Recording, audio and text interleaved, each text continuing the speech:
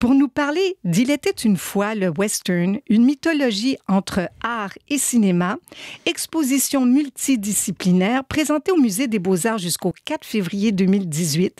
Je reçois Mary Daly Desmarais, conservatrice de l'art moderne international au musée, responsable de l'édition montréalaise et co-commissaire de l'exposition sous la direction de Nathalie Bondil. Merci infiniment d'avoir accepté l'invitation. Merci beaucoup de l'invitation. Je suis ravie d'être ici. Alors, co-commissaire, c'est-à-dire que vous avez travaillé avec Thomas Brent-Smith. Oui. Qui est Monsieur Brent-Smith? Thomas Brent-Smith est le directeur du Petrie Art Institute of Western American Art au Denver Art Museum. Donc, il a apporté une grande expertise sur l'art de l'Ouest à cette exposition. Et je pense que ça fait une dizaine d'années qu'il est au Denver Art Museum. Déjà?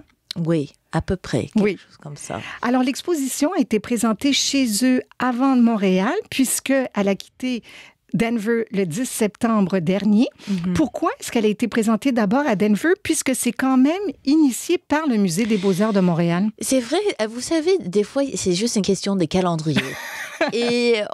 Ou de logistique. En fait, nous, on voulait absolument que l'exposition ouvre en automne et Denver était très content de l'avoir pendant l'été. Donc, on s'est arrangé comme ça. Mais j'aimerais spécifier que le Musée des Beaux-Arts de Montréal présente une version de l'exposition qui est enrichie. Donc, c'est pas du tout la même chose qu'on voit à Denver. On a à peu près 30% plus d'œuvres dans l'exposition ainsi que beaucoup plus d'extraits de films. On a beaucoup, je préciserai qu'on a plus d'œuvres faites par les Autochtones, que ce soit, par exemple, les dessins faits dans le 19e siècle par les Autochtones en captivité sous les réserves, ou les œuvres contemporaines faites par les artistes autochtones qui travaillent actuellement. Donc, c'est enrichi? Oui. D'une manière québécoise avec des artistes de chez nous, ce que Denver n'avait pas. Exactement. Bon, il y a beaucoup plus de contenu québécois, évidemment, mais il y a aussi plus de contenu international, surtout au niveau de l'art contemporain. Donc, on a des grands œuvres des artistes comme Cindy Sherman, Paul McCarthy, parmi d'autres, qui ont contribué à l'exposition à Montréal. Qui a eu l'idée première de monter une exposition comme celle-là sur le western? Bon, je dois donner tous les crédits à notre directrice Nathalie Bondil, qui avait l'idée. Elle est une grande cinéphile et elle a beaucoup travaillé sur le cinéma. Elle a fait un projet sur Hitchcock et l'art aussi. Et étant immigrante en Amérique du Nord, elle voulait faire une exposition sur le western.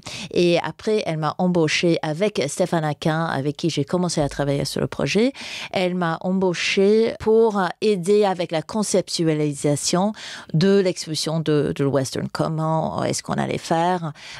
Comment est-ce qu'on allait présenter un projet nouveau avec une approche vraiment critique? Donc, c'est pas l'exposition standard sur le mythe de l'Ouest, parce qu'on voulait montrer à la fois le développement du genre, mais aussi sa déconstruction, commençant dans les années 60 à peu près, avec beaucoup d'art contemporain et surtout en mettant en lumière les critiques de stéréotypes qui sont dans le genre western, avec les voix fortes des Autochtones surtout. Oui.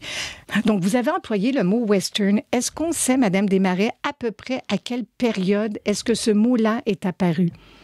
C'est difficile à préciser le moment exact où le western a commencé à être utilisé couramment dans le discours américain, mais je dirais que c'est sûr qu'à la fin du 19e siècle, début du 20e siècle, il y avait un genre western imaginaire qui n'était pas lié forcément à la lieu actuel de l'Ouest américain, mais surtout aux idées, à l'imaginaire de l'Ouest et ce que ça pourrait apporter pour les personnes qui vend, etc. Donc, je dirais que comme descripteur d'un genre, c'est émergé autour du début du 20e siècle. Et est-ce que ça a commencé par le cinéma? Parce qu'on sait très bien qu'il y a de la musique western, il y a de la littérature western, tous les genres ont été traités. Mais est-ce que ça a commencé vraiment par les arts du cinéma? En fait, ça commençait avant le cinéma, juste avant. Donc, vers le fin du 19e siècle, il y avait tout un genre de littérature, les magazines vendus à 10 centimes et surtout les grands tableaux western faits. Et on a des vrais chefs-d'œuvre dans l'exposition. Extraordinaire. On est vraiment content avec les prix qu'on a reçus pour l'exposition. Donc, vous allez voir des vrais chefs-d'œuvre de l'art western de fin du 19e siècle.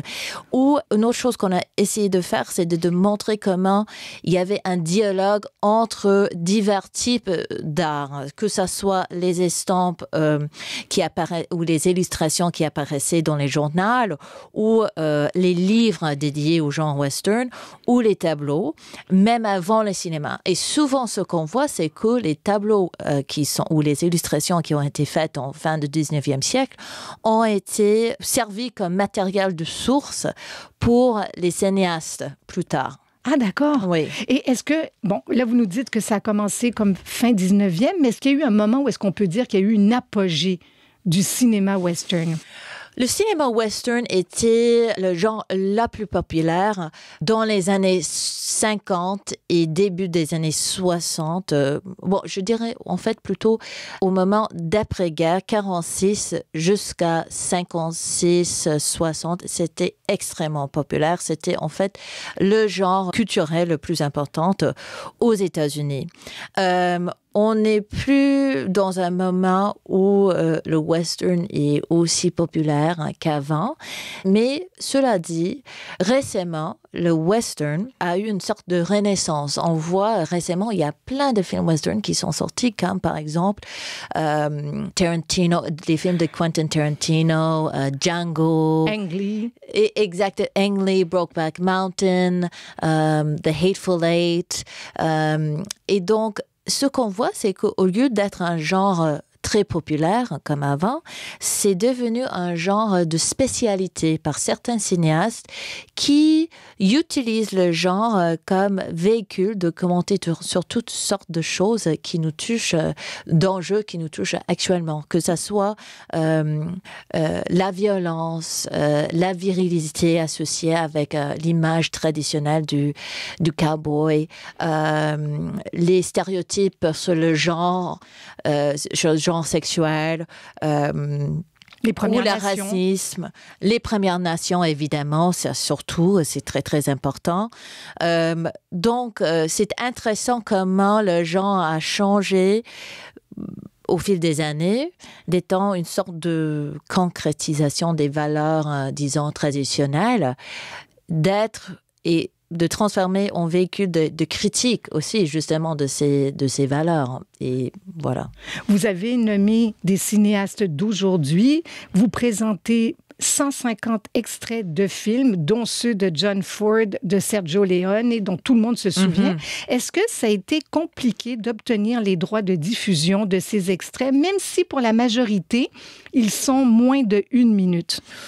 Oui, c'était difficile. C'était un des gros enjeux de l'exposition, en fait, parce que il faut évidemment, et c'est tout à fait naturel, mais il faut avoir la permission de tous les studios majeurs, ainsi que les personnes en vie.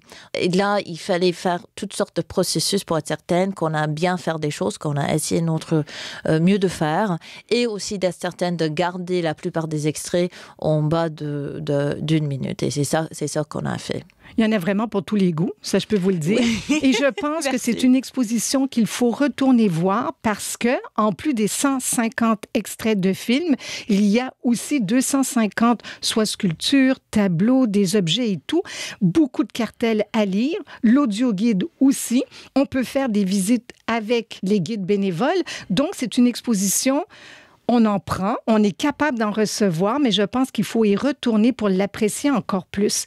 Comment est-elle divisée, cette exposition, Madame Desmarais? En fait, on a passé à beaucoup d'idées par rapport à l'organisation de l'exposition. Et finalement, on s'est dit, si on va parler de mythes et de construction de mythes à travers les beaux-arts, films, etc., pourquoi pas construire l'exposition comme un film?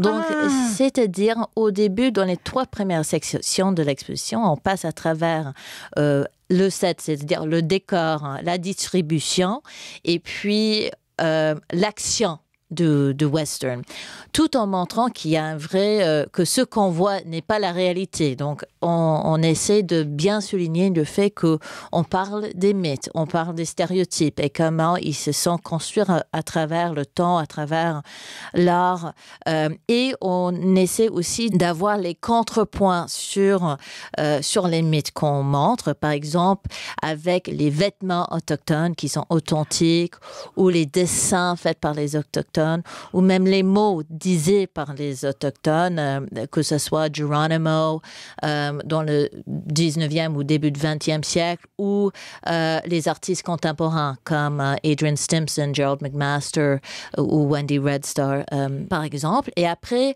on isole deux artistes, si on peut le dire, de genre de film western, John Ford aux États-Unis et Sergio Leone en Italie. Et ces deux personnes étaient des vrais maîtres du genre western, mais ils faisaient des choses complètement différentes avec le genre. Donc, Ford regardait l'histoire de l'Ouest actuel pour sa matériel de source et Leone regardait le genre du film western.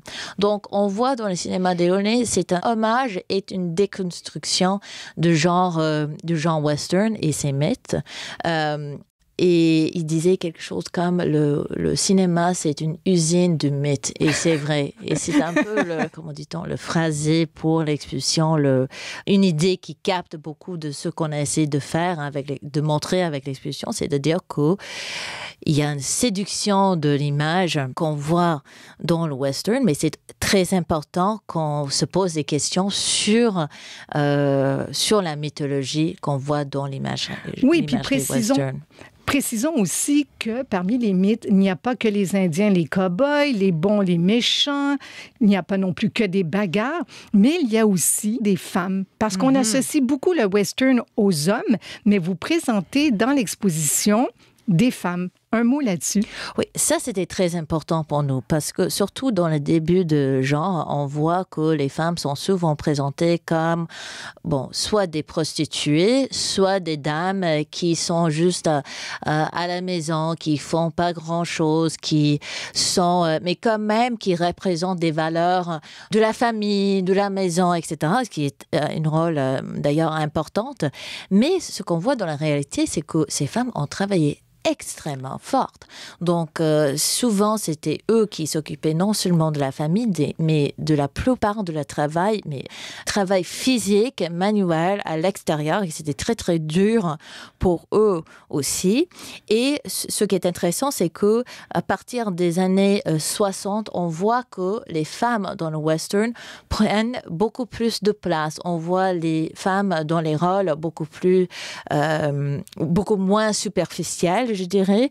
Et aussi, parmi les artistes contemporaines femmes, on voit des réponses fortes à des stéréotypes de femmes dans le genre, que ce soit fait par les artistes féministes comme Katie Noland ou la célèbre photographe Cindy Sherman, ou même l'artiste contemporaine autochtone Wendy Red Star, qui a fait des photographies où on voit qu'elle se moque des stéréotypes de femmes autochtones dans le western. Oui. Mary Daly Desmarais, c'est déjà tout le temps que l'on a. J'incite fortement les gens à aller se faire une idée en allant au Musée des Beaux-Arts de Montréal, mais un mot quand même sur la scénographie de Nathalie Crinière, sous la direction, encore une fois, de Sandra Gagné. Juste en soi, pour la scénographie, ça vaut le déplacement. C'est extraordinaire ce qui a été capable d'être fait, ainsi que le catalogue, qui est un complément d'informations exceptionnel. Moi, je vous souhaite beaucoup de monde et je ne sais pas si cette expo va voyager ensuite. Non, en fait, Montréal, c'est la dernière étape. Mais merci pour tout ce que vous dites sur l'exposition. Je dois donner tout le crédit à Sandra et à Nathalie Crinière pour la scénographie, ce qui est vraiment magique, je dois dire. Je vous souhaite beaucoup, beaucoup de monde pour cette exposition et je pense qu'elle plaira à tous les publics. Amenez vos enfants, je pense que c'est le genre qui pourra aussi leur plaire. Alors, je vous dis à très bientôt. Merci beaucoup, ça fait un plaisir. Merci.